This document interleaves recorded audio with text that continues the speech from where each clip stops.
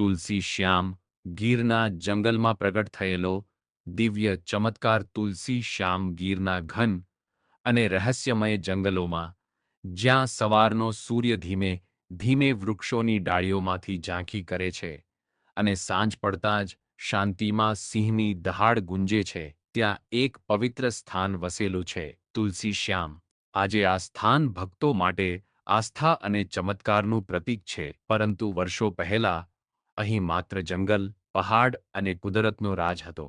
ગોપાલ, એક નિર્દોષ ભક્ત, આ જંગલની આજુબાજુ આવેલા એક નાનકડા ગામમાં ગોપાલ નામનો ગરીબ ગવાડિયો રહેતો હતો. ગોપાલનો જીવ સાધારણ હતો.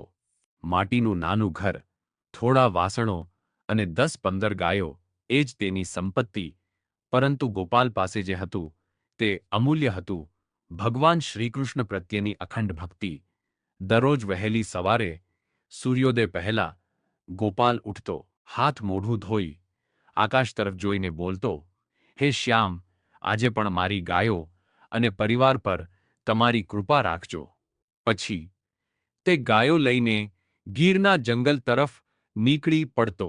જંગલની વચ્ચેનો વિશ્વાસ ગીરનો જંગલ સામાન્ય નહોતો. અહીં પ્રકૃતિનું એક અલગ જ રાજ્ય હતું. ઊંચા વૃક્ષો, વાંકા-ચૂકા રસ્તા, પક્ષીઓનો કલરવ અને ક્યારેક દૂરથી સંભળાતી સિંહની દહાડ, એ બધું જ ગોપાલ માટે રોજનું હતું.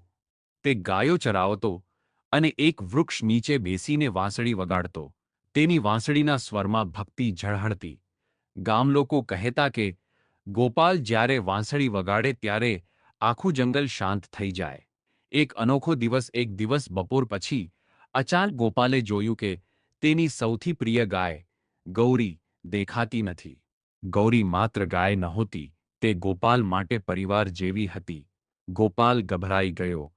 તેણે આસપાસ શોધ્યું, નામ લઈને બોલાવ્યો, ગૌરી, ગૌરી, પણ કોઈ જવાબ નહોતો. સાંજ થવા લાગી. જંગલમાં અંધારું વધતું ગયું.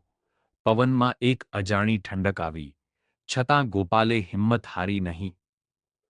હે શ્યામ, મારી ગાયને સુરક્ષિત રાખજો કહી તે જંગલની અંદર ઊંડે સુધી ગયો. ચમત્કારનો ક્ષણ થોડી આગળ જતા ગોપાલને એક અજાણી દૃશ્ય દેખાયું. જમીનમાંથી ધીમે ધીમે વરાળ ઉઠતો હતો. તે નજીક ગયો તો જોયું, ત્યાં ગરમ પાણીનો કુદરતી કુંડ હતો. પાણી ઉકળતું હતું, પરંતુ આસપાસ શાંતિ છવાયેલી હતી. કુંડની બાજુમાં એક કાળી પથ્થરની મૂર્તિ દેખાતી હતી. મૂર્તિ પર સૂર્યાસ્તની છેલ્લી કિરણો પડતી હતી અને તે કિરણોમાં મૂર્તિ ઝગમગી રહી હતી. એ જ ક્ષણે ગૌરી ત્યાં આવી અને શાંતિથી મૂર્તિ સામે ઊભી રહી. ગોપાલની આંખોમાં આંસુ આવી ગયા. તે ધીમેથી બોલ્યો, હે શ્યામ, તમે અહીં પ્રગટ થયા છો. તેને અંદરથી એક અદ્ભુત શાંતિનો અનુભવ થયો, જાણે આખું બ્રહ્માંડ એક પળ માટે સ્થિર થઈ ગયું હોય. ગામલોકોનો વિશ્વાસ. ગોપાલ ગામમાં દોડ્યો. તેણે ગામલોકોને આ ચમત્કાર વિશે જણાવ્યું. શરૂઆતમાં કોઈ માનતું નહોતું, પરંતુ જ્યારે સૌ ત્યાં પહોંચ્યા ત્યારે સૌએ ગરમ પાણીનો કુંડ અને દિવ્ય મૂર્તિનું દર્શન કર્યું.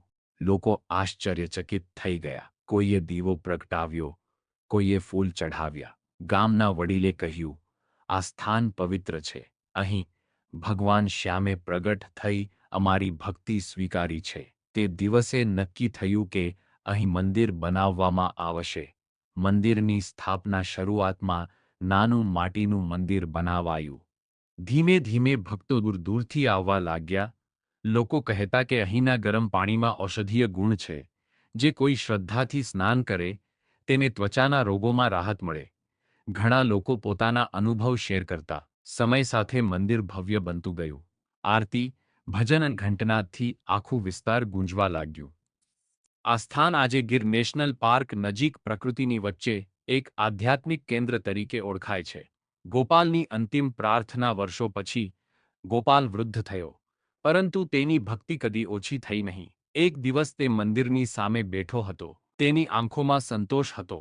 તે બોલ્યો, હે શ્યામ, તમે મને જીવનમાં કંઈ માગવા દીધું નહીં. તમે જાતે પ્રગટ થઈ મને વિશ્વાસ આપ્યો. તે દિવસથી ગોપાલની કહાની પણ તુલસી શ્યામ સાથે જોડાઈ ગઈ.